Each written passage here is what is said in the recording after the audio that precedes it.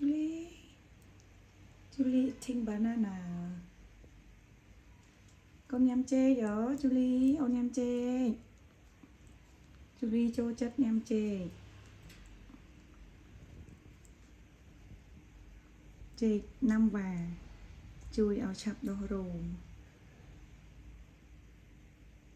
Chập đồ rồm.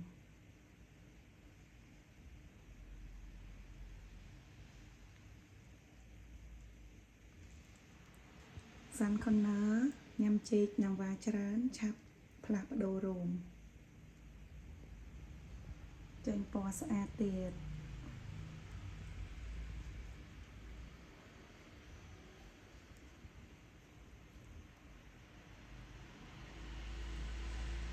ហើយចូលចិត្តញ៉ាំចេកទុំអញ្ចឹងចេករៀងស្គៀលអត់ចូលចិត្តទេចូលចិត្តចេកទុំខ្លាំងតែមិនចូលចិត្តញ៉ាំអូនឆ្អែតនៅជូលី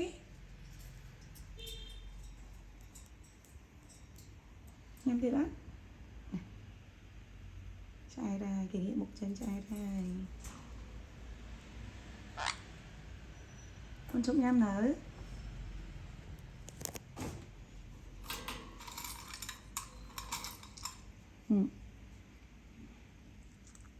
ញ៉ាំការជ្រូករត់ម្ដងអត់ញ៉ាំទេអូនឆ្អែតហើយជូលីឆ្អែតហើយជូលី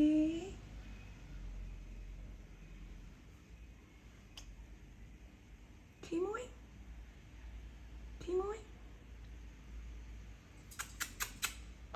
I love you ជូលីអូនចិត្តដល់មកគេញ៉ាយអូនចិត្តដល់មកគេញ៉ាយ I love you ជូលី Hello Hello Hello Hello Hello Julie Hello Hello Hello Hello Hello Julie hello